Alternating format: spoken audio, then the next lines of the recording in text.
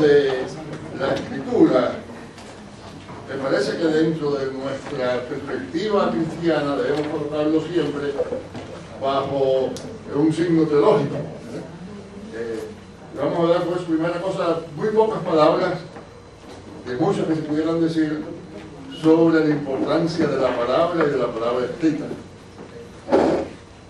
Se ha hablado mucho acerca de la imagen de Dios en el ser humano y cómo es que el ser humano es imagen de Dios, no es imagen. Y entre muchas otras cosas que nunca se dicen, pero que debería decirse, es que una de las cosas en las cuales el ser humano lleva la imagen de Dios es precisamente en la capacidad de palabra.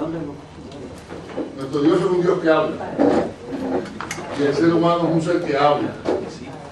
Y no solamente eso, sino que la palabra también tiene poder creador. La palabra de Dios es el poder creador de Dios.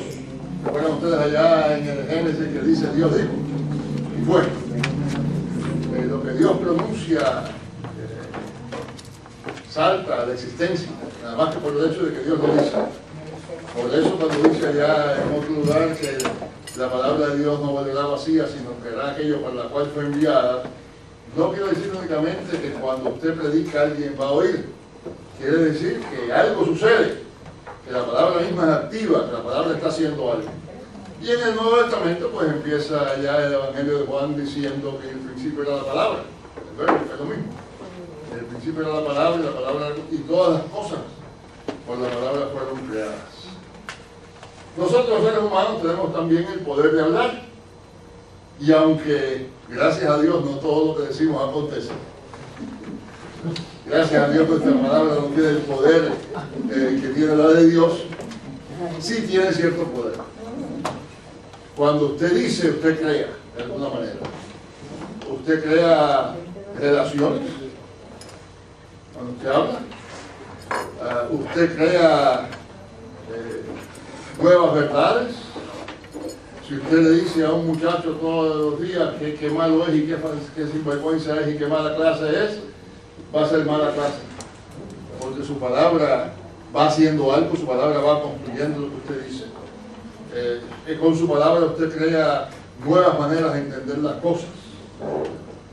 Lo que es más, el término español poeta viene de la misma raíz que de creador.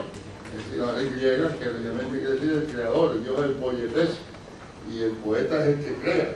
De manera que el mismo uso de la palabra es creación. Pero la palabra va mucho más allá, como les decía, ¿verdad? Solamente el dar a entender algo. La palabra es comunicación. Y la palabra comunicación me parece que hay que entenderla un poquito mejor, porque para nosotros la comunicación se nos ha vuelto casi la técnica de hacer que otra persona piense lo que nosotros queremos, de pasarle una idea nuestra a la mente de otra persona, una especie de mercadeo. Y cuando usted estudia técnicas de comunicación, pues lo que estudia muchas veces es cómo hacer que la otra persona entienda lo que estamos diciendo, cómo hacer que nos haga caso, todo ese tipo de cosas que ustedes conocen. Pero la palabra comunicación originalmente quería decir hacer común. Hacer común. Comunicar, el verbo latino, originalmente no se usaba casi nunca para hablar, se usaba para compartir. Y la palabra que es parecida en griego, que es koinonei, viene de la misma raíz del koino, que quiere decir común. Así que el comunicar no es, en su sentido más amplio, no es únicamente decirle algo a alguien, es hacer algo común. Y claro, en ese decir se crea una realidad común. Pero es también compartir. Cuando los antiguos cristianos hablaban de que iban a comunicar, muchas veces decían, vamos a comunicar los alimentos. Y ustedes se un poco raro, ¿qué es eso de comunicar los alimentos? No, es que estamos haciendo comunes los recursos que Dios nos da.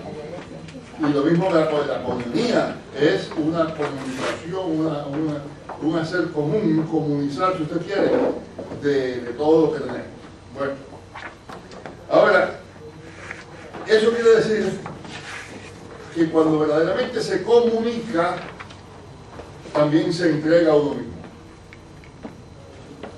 La comunicación suprema de nuestro Señor es la que tiene lugar cuando aquella palabra que hablábamos al principio en Juan se hizo carne y se dio a sí mismo por nosotros. Ese es el grado más alto de la comunicación de Dios.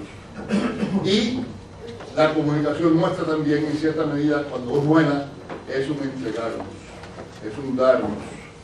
Cuando usted habla con otra persona, pues usted habla como es debido, usted le abre su corazón, usted de alguna manera se hace vulnerable a esa persona, se le entrega en las manos de esa otra persona. Y en ese ir y volver, pues se crea una relación que no existiría de otra manera. Ahora, aquí vamos a hablar principalmente de la palabra escrita. Como ustedes saben, hay palabra oral y palabra escrita. Y es bueno que pensemos un poquito, por 2 minutos nada más, antes de entrar ya un poco más a cuestiones más específicas, acerca de la diferencia entre esos dos tipos de palabras. La palabra oral requiere presencia. Usted habla y otro escucha. La palabra escrita tiene el propósito de hablar en ausencia. Yo no sé quién inventó la escritura. Me imagino que la primera persona que inventó la escritura posiblemente sería alguna mujer por allá, por alguna selva, que quería que el marido supiera por dónde andaba, para que pudiera seguirle, y puso una piedra encima de otra y fue dejando las piedras, para que, de alguna manera, decirle al otro, por aquí estoy yo, ven por acá.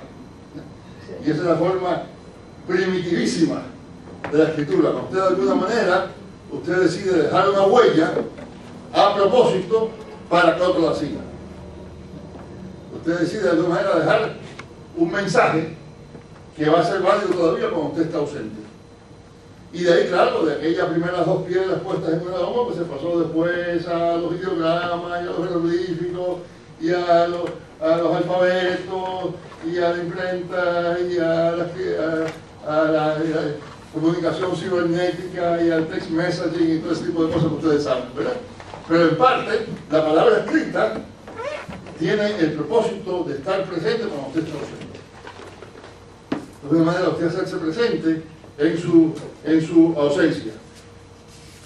Y eso quiere decir también que la palabra oral tiene una inmediatez que la palabra escrita no tiene. Aquellos de ustedes que son predicadoras y predicadores saben que cuando usted está predicando, o maestros, cuando usted está predicando o enseñando, usted inmediatamente está escuchando, aunque sea sin palabras, lo que la gente le está diciendo.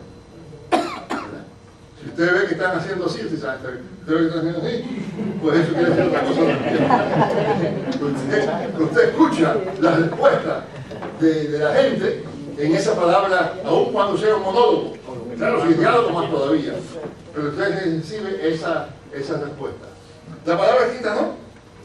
La palabra escrita usted la deja, con la esperanza de que alguien la lea. Aquella mujer en aquella selva iría por allá con la esperanza de que el marido viniera y entendiera y siguiera, pero no tenía garantía, ni sabía que se había leído hasta que después de algún tiempo el marido descansara. Y usted, cuando usted escribe una cosa, usted no sabe, primera cosa, cuándo se va a leer. Quizás sabe si es una carta, usted sabe que se va a leer, y más o menos cuándo, pero usted no tiene respuesta inmediata, tiene que esperar por la respuesta. Les digo eso porque una de las cosas que son bien diferentes con respecto a la escritura es que usted no recibe los espaldarazos o los puñetazos, sino mucho después, ¿verdad? Cuando usted predica, en el momento en que usted está predicando, en el momento que usted sale y se para en la puerta de la iglesia, la gente viene a hablarle, durante la semana de conversa lo que usted dijo, inmediatamente usted recibe una respuesta. La otra cosa es que, y digo, cuando usted escribe un libro, muchas veces usted ni se acuerda que lo escribió cuando alguien le habla de él. Hace 51 años. Yo había escrito unas lecciones para la revista Lecciones Cristianas, revista metodista y otras iglesias, para la escuela dominical. Y eso se escribe como con 1 año, 1 año y medio de anticipación. Estábamos en San Juan de visita, un domingo por la mañana, libre.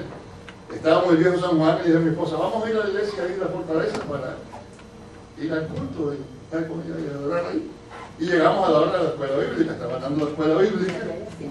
Nos sentamos allá detrás, la casa de adultos, que siempre tenía lugar en el santuario, y yo digo a mi esposa, oye, me gusta lo que esta señora está diciendo.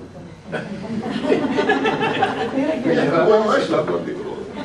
Y de momento un miembro de la iglesia que me conocía se dice, ah, hermano, como nos ha bendecido el Señor, que aquí está el autor de la lección. Yo no me acordaba que lo había escrito. No me acordaba lo que había dicho. Y de ahí en adelante la clase se echó a perder porque la señora no quería seguir y yo no sabía por dónde iba a seguir también. De manera, cuando usted escribe, usted no sabe cuándo. A veces usted no sabe qué resultado va a tener. Mire, el primer libro que yo escribí por último, poco fue el último. Porque yo escribí un librito que estaba aquí en Puerto Rico, que hablaba del servicio cristiano y demás. Y como al año de salir el libro, recibo una carta de un amigo capellán norteamericano diciéndome que estoy aquí en Vietnam, están cayendo bombas por todas partes, estoy trabajando en un hospital, vine acá porque leí tu libro. Y yo, hasta que ese hombre no volvió, tenía la terrible carga de que yo fui que lo mandé para allá. Esa no era mi intención, no era mi intención. Así que usted no sabe muchas veces qué va a suceder. Pero siempre, la palabra tiene el propósito de llegar a otra persona. La palabra oral, inmediatamente. La palabra escrita, por otros caminos más difíciles. Y me parece que es importante que entendamos esa diferencia, porque la palabra escrita, el proceso en los canales que llevan de su computadora o de su máquina de escribir o de su pluma de ganso, si todavía está bien anticuado, ¿verdad? Anticuada. Lo que lleva de allá a que la persona lee es tan importante como lo que usted escribe. Mira, hay un personaje de la Biblia que nadie sabe quién es, cuando yo lo menciono todo el mundo se me queda, ¿eh? Tíquico. Claro, se quedó dormido. No, ese fue un Tíquico.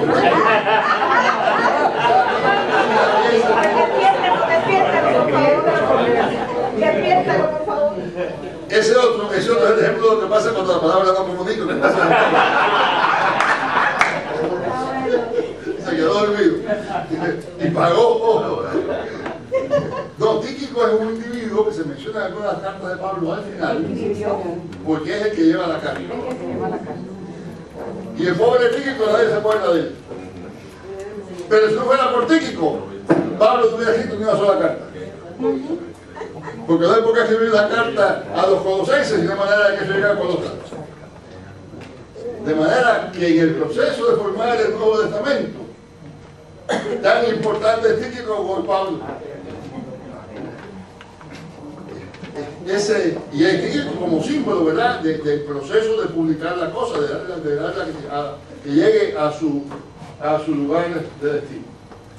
Les digo eso en parte porque una de las cosas que muchas veces nos olvidamos cuando escribimos es de la importancia que tiene ese proceso de hacer llegar el material a los lectores que tenemos, lectoras que tenemos intención de que lean lo que escribimos. Por eso una cosa que siempre digo y la gente le sorprende es que imprimir y publicar son dos cosas muy difíciles. Muy difíciles. Hay una serie de programas ahora en computadoras que le llaman desktop publishing. Eso no es publicar. Eso es imprimir bonito. Usted puede hacer una cosa que parece un libro exactamente, y que si usted no la sabe de computadoras, nadie se da cuenta de la diferencia entre lo que usted imprimió y lo que publicó una casa editora. La diferencia está en que la casa editora es su Tíquico.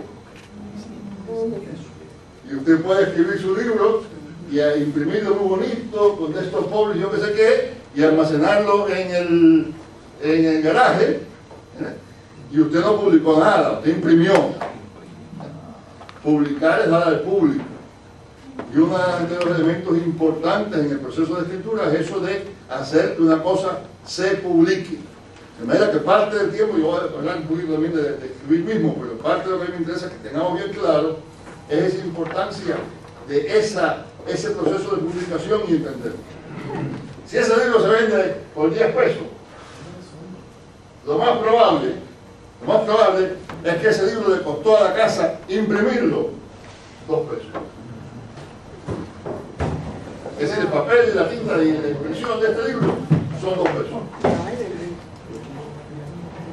El proceso de descuentos y demás a distribuidores, libreros y demás se va a llevar posiblemente 5 pesos.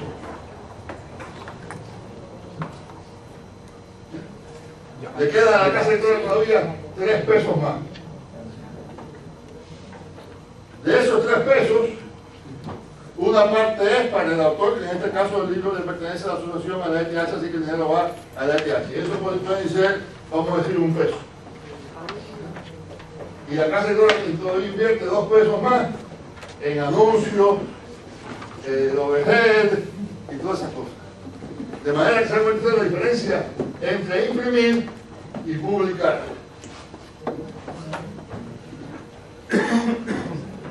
El imprimir es más o menos la quinta parte de todo el proceso de publicar. Una buena casa publicadora también hace investigación de intereses, de qué es lo que hace falta. Y le ayuda a usted también a saber qué es lo que tiene posibilidades de que la gente lo lea, lo adquiera y demás. De manera que por eso es que me parece que es bien importante que una de las cosas que hablemos sea cómo hacer esos contactos, cómo es que una cosa se publica. Hay muchas maneras de publicar y déjenme hablar de distintos canales y distintas cosas, ¿verdad? Aquí estaba hablando yo de un libro, pero hay también lecciones, ¿verdad? Artículos, etc. Las lecciones, varios de ustedes han escrito para las revistas de su iglesia. Ustedes saben de qué estoy hablando, no creo que haga falta muchos detalles sobre eso. En la lección, naturalmente, su típico es la denominación misma, y es la que va a hacer el trabajo de publicar, de que la lección que usted mandó se imprima, pero también entonces se distribuya a las iglesias. Un proceso distinto de distribución, pero es la misma cosa. Es la manera por la cual lo que usted escribió va a llegar a las personas que usted tenía la intención de que lo leyeran. Para las lecciones, claro, no quiero que hay que entrar mucho en eso, porque si usted, alguien le pide que escriba, pues le van a decir todo eso. Pero número 1, ahí usted no puede llegar tarde. Un libro, usted puede entregar el libro 6 meses tarde y se crean dificultades, le voy a explicar después cuáles son, pero no tan grandes. Pero si una lección de la escuela dominical usted las entrega 6 meses tarde, no sirve. Lo que más se entrega 1 mes tarde ya tiene usted un problema. De manera que hay una diferencia inmensa cuando es un material que tiene fecha, ahí usted tiene que hacerle caso a lo que Tíquico le dice, y si le dice esta lección tiene que estar lista para el 15 de noviembre, eso no es el 16 de noviembre, es el 15 de noviembre. Porque hay un proceso ya planeado, ¿verdad?, de cuándo se van a mandar las cosas y todo. En cuanto a la publicación, hay varias maneras de trabajar con una casa editora. Primera cosa, déjeme explicarle que la mayor parte de las casas editoras no son sus enemigos de usted como autora o como autora. Mucha de la gente con yo trabajo,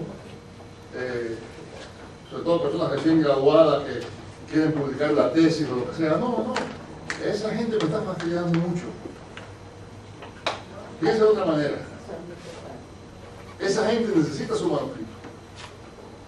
Ya aquí no hay, pero cuando había aquí centrales azucareras, a la vez que se prendía aquella máquina y se echaba a andar, había que echarle caña todos los días. Usted no podía decir, bueno, hoy no hay caña, vamos a preparar el ingenio y pasado mañana empezamos otra vez. Porque, y la central come azúcar, come caña. Y si no le dan caña, no puede funcionar. Y lo mismo sucede con una casa editora. La casa editora tiene una serie de un edificio, una serie de mesas con gente trabajando, un montón de empleados, almacenes, yo que sé qué, y a toda esa gente hay que pagarle. Y se le paga a base de los libros que se publican. Y si no publican nada, pues no tienen que pagarle a esa gente. De manera que los editores en las casas editoras están buscando manuscritos, no son obstáculos. Aunque a usted le parezca así, no son obstáculos, están buscando los materiales. Claro, si a una central usted en lugar de llevarle un cargamento de caña, le lleva un montón de troncos de yuca, pues no se lo van a echar al molino, ¿verdad? Bueno, ¿qué pasa aquí? Los editores, las editoras, pues quieren asegurarse de que el material que usted les va a dar sea el material que ellos necesitan. Pero no están allí para obstaculizarle a usted el camino, al contrario, están desesperados buscando buenos manuscritos.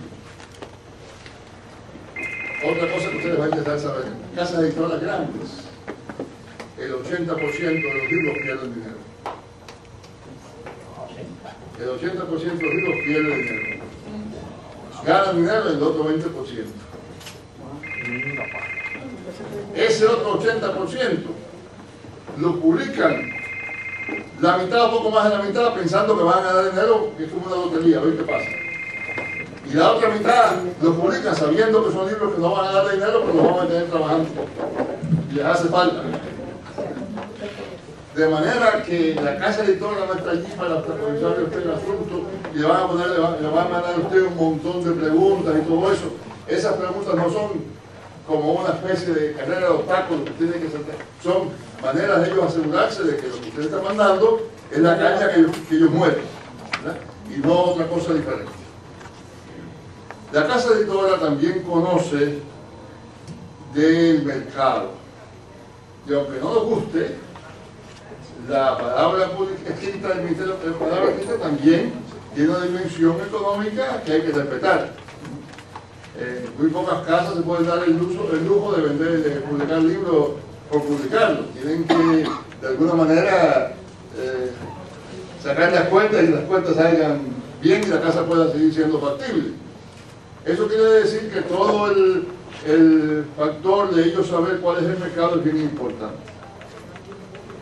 Si usted quiere hacer un libro y usted habla con una casa editora y le dice, mira, ese libro que usted quiere hacer en 500 páginas no se puede vender. Pero es una cosa parecida en 200 y eso sí.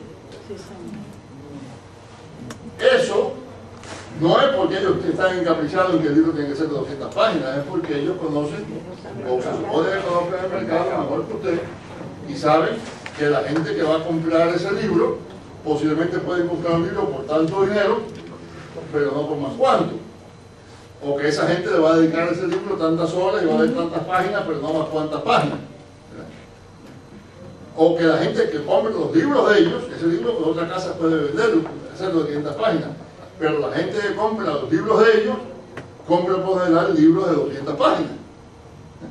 De manera que hay una serie de parámetros que las casas editoras le dan a usted, no siempre estrictos. Una misma casa puede publicar un libro de 1000 páginas y otro de 50, pero sobre la base de lo que ellos conocen de su público, su mercado, etc., le dan a usted ciertas orientaciones acerca de qué es lo que ellos consideran factible. Todo eso quiere decir que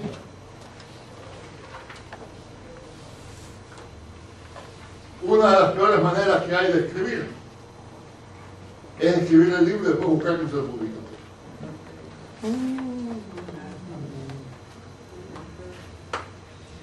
Por varias razones. Primera razón, por eso mismo, porque usted se va a una casa editora con un libro muy bueno, que mira, hice este libro, he trabajado en él 5 años, ¿verdad? Y aquí lo tiene. Dice, mira, la verdad que ese libro está muy bueno, pero a nosotros nos interesaría ese mismo libro, pero con 300 páginas menos.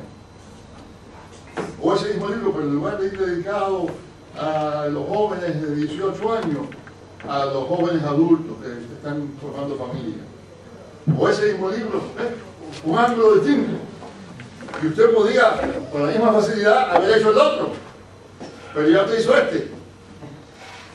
Y es muy difícil entonces encontrar que ese libro se ajuste exactamente a lo que alguien quiere. El otro elemento también que hay que tomar en cuenta es que muchas de esas personas que trabajan en casas editoras son ellas mismas personas de estudio, de producción. Muchas de ellas tienen su PhD en el campo y quieren entonces ser un poquito parte del proceso creador. Ellos no le van a decir eso a usted, pero es la verdad. En otras palabras, usted llega y le dice, mira, estoy pensando, ¿qué le parece? Y él dice, mira, sí, ¿por qué no haces?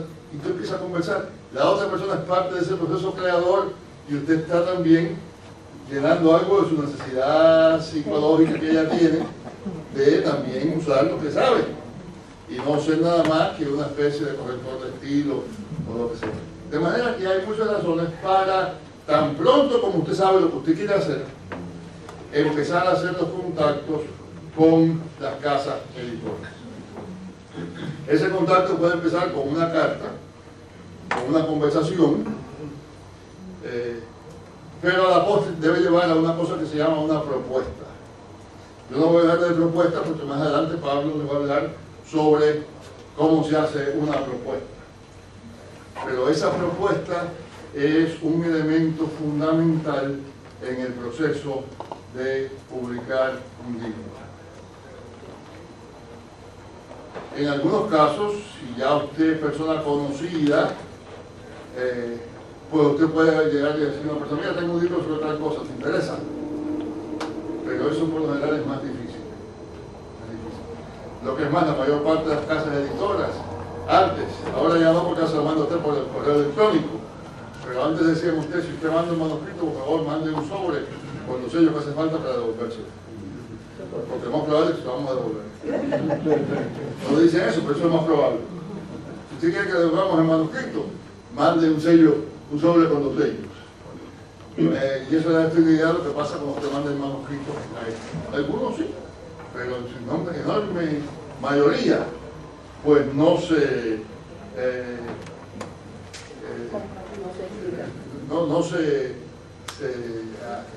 publica. Pero muchas veces el peor problema en la escritura no es lo que la gente sabe, sino lo que la gente quiere mostrar que sabe. Yo digo muchas veces, con un poquito de exageración, que en la escuela a nosotros nos enseñaron a escribir, pero nos enseñaron a escribir mal. Porque nos enseñaron a escribir para sorprender, para ganar la admiración de los maestros y las maestras. Cuando yo estaba en tercer grado, mientras más complicada fuera la oración que yo escribía, mejor.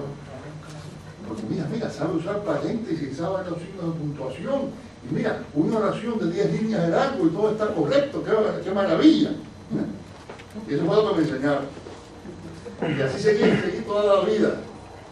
Y la última cosa que escribí en campos académicos, que era una tesis doctoral, la escribí para impresionar a 3 personas. A 3 personas nada más. Los otros miles no me importaban para nada.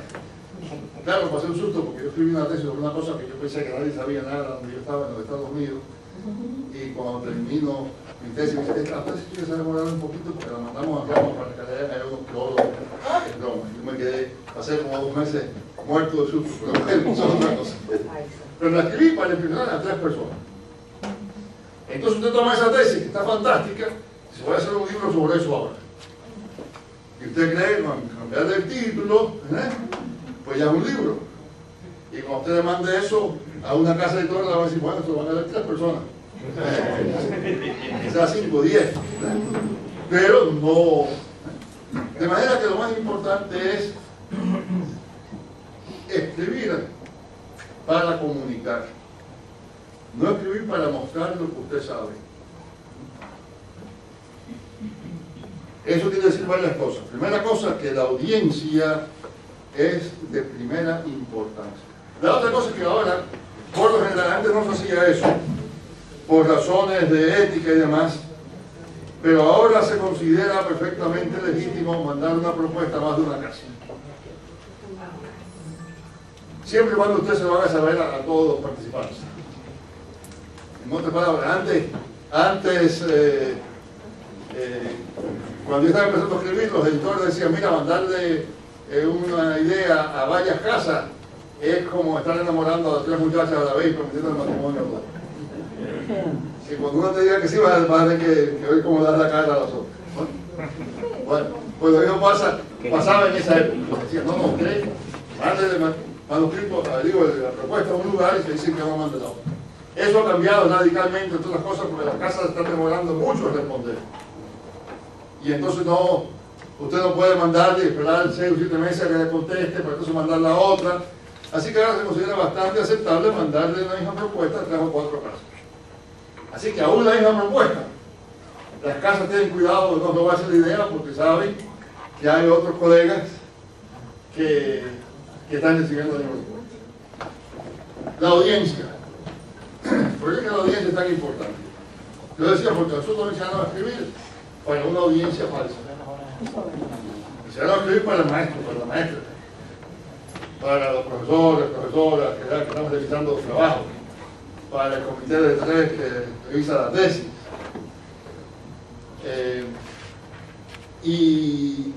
Esa no es la mayor parte de la gente que ve. Usted tiene que saber claramente para quién usted está escribiendo. Y esa audiencia puede ser muy diversa. Pueden ser expertos en egiptología de la 10ª dinastía, ¿verdad? Y usted está escribiendo una tesis sobre los jeroglíficos de esa época y cómo son diferentes de la 9ª dinastía. Pero usted sabe que su audiencia son egiptólogos y que va a haber quizás en todo el mundo 50 o 100 de ellos, y la casa de editor no lo sabe, etcétera, etcétera. Pero si usted va a escribir un libro sobre el profeta Amós, usted tiene que empezar por decir para quién usted está escribiendo ese libro. Porque hay gente que estudia Amós con una gran erudición, que lo que les interesa es el uso de los tiempos verbales en hebreo en Amós. Y hay gente que estudia Amós para ver lo que Dios le está diciendo a ellos en ese día. Y usted tiene que saber quién es la persona, quiénes son las personas para quienes usted está escribiendo. Uno de los problemas más serios que yo encuentro cuando veo manuscritos es lo que yo digo, que la audiencia patina. Usted escribe un capítulo bien sencillo, que de verdad cautiva la imaginación del pueblo común, una cosa. Y entonces el segundo capítulo, usted lo complique, mete un montón de cosas para el erudito. Y el tercero vuelve otra cosa. Y quiere decir que ese libro no va a leer ni uno ni otro. Porque lo empieza a leer el erudito, se dio el primer capítulo, y no sigue porque dice, tú no me interesa. Lo va a leer el pueblo común, y cuando llega el segundo capítulo, cierra el libro porque no lo entiende. Porque no le interesa. Así que lo que es bien, bien importante es saber quién es su audiencia. Yo tengo un truco personal, que es lo que hago yo siempre. Yo cuando voy a escribir una cosa me imagino 10 o 12 personas que yo conozco. ¿Alguno de ustedes quizás está colado en una de esas? 10 o 12 personas que yo conozco. Diferentes personas. Trato de que sean, por ejemplo, personas en países distintos. Si el libro es para una audiencia evangélica, pues todos son evangélicos. Si es para una audiencia más pues pongo uno o dos católicos por ahí también, ¿verdad? Si es para jóvenes, pues todos son jóvenes. Es decir, yo hago una lista de 10 o 12 personas que yo conozco. Y me hago la idea de que esas personas están mirando lo que yo estoy escribiendo por encima de uno. No tanto así, pero por lo menos que están sentados delante de mí. Una de las cuestiones que más se discuten escribiendo en español ahora es la cuestión de género. Eso es bien complicado y no quiero entrar en muchos detalles. Pero debo decir dos otras cositas, después si quieren, mira, podemos más adelante conversar sobre eso.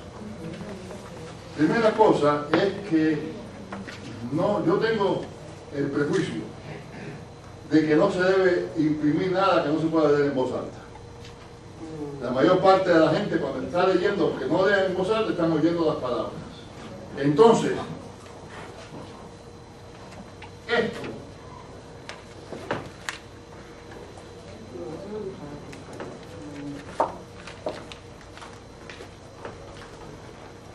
eso no quiere decir nada.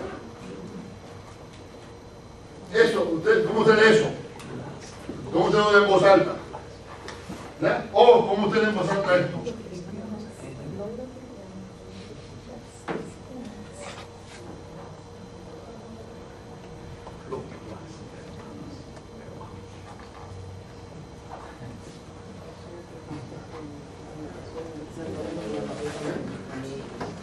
Eso no se puede leer en voz alta, usted lo que hace es que le interrumpe. Ahora, tampoco, eso quiere decir que usted va a decir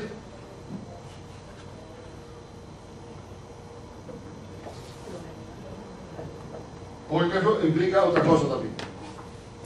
Ahora, entonces, ¿cómo usted resuelve ese problema? Déjeme decirle una cosa que conviene que nos tengamos un momentito a desimperializarnos. El español es muy diferente del inglés, especialmente en lo que se refiere a género. En inglés no hay género, a no ser cuando se refiere al sexo. Lo único que tiene género en inglés son las personas y algunos animales. Pero ni el libro, ni la mesa, ni el micrófono, ni la pluma, nada de eso tiene género. De manera que en inglés, cuando usted usa género, usted quiere decir sexo. De una manera que no es en español. En español, todo hombre es una persona. Y si es persona, es una buena persona, por muy macho que sea. Y una mujer, por muy mujer femenina que sea, es un buen individuo. No es una buena individua, ¿verdad? Y un hombre es un buen persona. Porque la palabra persona como palabra es femenina. Y la palabra individuo como palabra es masculina. Y una mujer, hombre, el que sea, si es individuo, todo lo que se viene atrás es masculino. Y si es persona, todo lo que viene atrás es femenino. Y si usted en lugar de decir Dios, él o ella, usted dice la Trinidad, la divina providencia, son femeninas. Para explicar eso a la gente, voy a decir dos cosas nada más que después podemos hablar más. Pero yo quiero que algunos de ustedes me traduzcan en inglés cómo se traduce esto.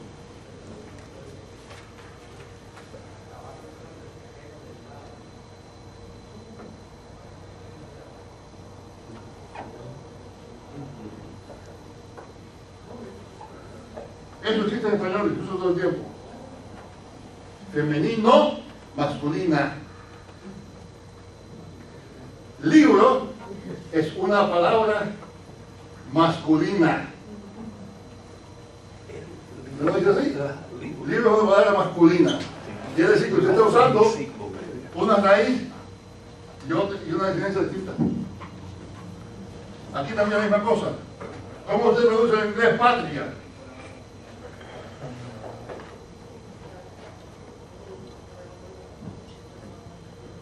No es ni fatherland ni motherland, es otra cosa. Mi papá, mujer. De manera que los géneros en español son más complicados. Además, en español no hay dos géneros ni tres, hay cinco. Pero aquí no puede meterse más gramática, metemos eso, pero es masculino, femenino, neutro, ambiguo y epiceno. Así que por favor no se crean ustedes que la razón es, se puede hacer otra cosa igual que se resuelve en inglés. En inglés esto puede muy bien, cada vez que usted dice decir men, decir women. Y cada vez que dice boys, decir girls. Y cada vez que dice, pero en español usted no puede hacer eso porque se tiene que decirlo todo. Entonces hay que buscar maneras de usar un género inclusivo que al mismo tiempo sea castellano. Y hay maneras. Por ejemplo, use más el pronombre relativo quién. Los que y las que. No, señor, ¿quiénes? No hay que decir los que y las que. Los que y las que hemos venido acá, ¿no? Quienes hemos venido. Use algunos casos, ejemplos femeninos cuando la gente espera que sea masculino. Fui a ver a mi doctora y me dijo,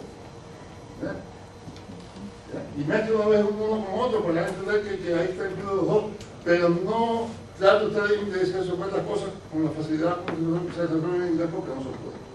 Bueno, todo eso, no sé por qué me fui por allá, pero es porque siempre me preguntan sobre eso. Pero lo importante es que lo que usted escriba suene bien.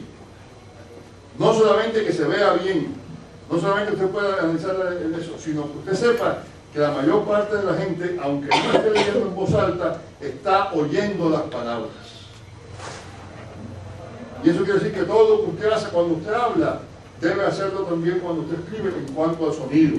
Hay un capítulo sobre eso en el libro que ustedes se han regalado hoy. Bueno. Hay muchas otras cosas, pero hay gramáticas grandísimas que explican mucho más eso. Pero lo de género, mira, es muy sencillo. Hay masculino, femenino, neutro, ustedes lo saben ya de la escuela todo el tiempo. Pero hay entonces de género epiceno.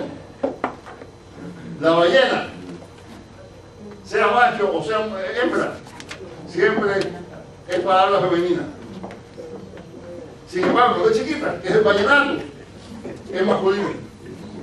El vallenato, sea niño o sea niña ballena, es el vallenato. Cuando crece la ballena, eso que se llama género epiceno. Y hay el género ambiguo, que es el género que en unos lugares, en unos países dicen el sartén, otros dicen la sartén. El sartén y la sartén, el central, la central, el partido, el mar, la mar, el radio, la radio, todo eso. Hay un montón de palabras así que son ambiguas en ese sentido, usted sabe que aparece. Pero para mí lo más importante es que usted entienda que en español el género no es lo mismo que el sexo, y en inglés sí. Y por tanto, no se pueden usar los mismos. En inglés es muy fácil, porque en inglés hay muy pocas palabras que tienen género. Entonces usted pone una mano y ya está, ya se resolvió. En español la cosa es bastante más complicada. Y se puede hacer bien hecho, si usted lo hace con cuidado. El bosquejo es fundamental. En hablar de las propuestas, Pablo va a decir algo del bosquejo, pero para mí el bosquejo es... El tiempo que invierto en el bosquejo es el tiempo mejor invertido en cualquier trabajo social. Si usted tiene un libro planeado, bien planeado, y usted sabe qué capítulo viene después del cual y qué es lo que va en cada uno, ya usted tiene la mitad del trabajo. La imagen que yo uso es la siguiente. Supóngase que usted tiene delante de usted 6 cajas. Capítulo 1, capítulo 2, capítulo 3, etc. Tiene un montón de tarjetas con ideas. Esta va acá, aquella va allá, aquella, esta no sé dónde va. Aquella, esta no sé dónde va. Esta no sé dónde va. Cada tarjeta que usted no sabe dónde va, le advierto a usted que posiblemente hay un defecto de bosquejo. Si llega el momento que usted tiene un montón de ideas, que usted no sabe si va en el capítulo 1 o en el capítulo 7, es mejor que usted empiece a revisar el bosquejo porque hay algo que no está claro en su propia mente. Si usted no hace eso, cuando usted empieza a escribir, usted mismo se lea. Y va y da vueltas a la cosa y se repite y se pierde el hilo, todo eso. Así que un bosquejo bien claro. Y un bosquejo no de capítulos, sino hasta el último detalle. Es decir, usted dividió su libro en capítulos. Pues ahora usted decide, bueno, este capítulo va a tener 4 secciones. Y usted escribe eso. ¿Por qué es útil eso? Además de para escribir, para la investigación también. Si usted está escribiendo sobre qué, ya dijimos, ¿verdad? Sobre los jeroglíficos de la 10ª dinastía en Egipto. Y usted va a hablar de 10 cosas bajo esos jeroglíficos. Usted no tiene que leerse todo lo que hay, todo lo que existe sobre este punto, usted lo tiene ahí. Usted se lee lo suficiente para poder hacer el bosquejo, y cuando llegue este capítulo, usted lee este capítulo, pero se centra sobre todo en esto. Y se encuentra algo así, esto me sirve para después, lo noto, lo marco, pero no tengo que aprender, no tengo que estudiarlo todo el momento, porque no quiero estoy trabajando sobre esto. Y si usted toma esto, y lo divide otra vez, sucede lo mismo.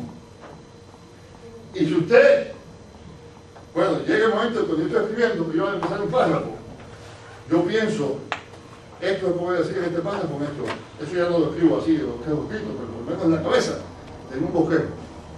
Yo sé lo que voy a decir ahora, esto y esto. O sea, digo esto y esto. Porque eso me ayuda también a hacer la conexión con el próximo párrafo y me ayuda a no saltar, a no volver, se me olvidó tal cosa, la pongo aquí ahora, cuando en realidad debía estar allá. Una de las cosas que los editores encuentran frecuentemente es relaciones que están donde no deben estar. Y dice, no, esto debe estar 4 páginas más arriba porque esto vaya arriba. Entonces se evita todo eso con un buen bosquejo. La otra ventaja que tiene el bosquejo es que le ayuda a usted también a determinar cuánto usted puede escribir y cuánto usted puede investigar. Bueno, quedan muy poquitos minutos para algunas preguntas. La última cosa que quiero decirle, de tantas que se podrían decir, es que una de las cosas que yo trato de hacer siempre es de no terminar donde se debe. Ok, parece mentira. No terminar donde se debe. ¿Qué quiero decir con eso? Cuando yo termino un capítulo, mi tentación es, terminé el capítulo, a mí a celebrar. Y eso es bueno. Yo siempre me hago, después de un cuento como yo me hago, yo mismo me doy mis premios. Pero en ese momento que yo estoy con entusiasmo, lo mejor es que ahora empiezo el próximo capítulo. Porque ya lo terminé ese producto y quiero que sea media página del próximo capítulo. Porque ya cuando llegue la mañana, la pasada, cuando vuelva otra vez a la cosa, no tengo que poner otra vez a ver cómo he hecho andar la máquina, ¿verdad? Cómo le doy gasolina, porque ya empiezo a ver, mira, y puedo seguir por allá, ya llevo el mismo impulso. Es como la montaña rusa, ¿verdad? Que usted no llega abajo y se para, usted va con el impulso y sigue cada vez. Pero hay una cosa, usted usa el impulso que usted lleva para el próximo paso.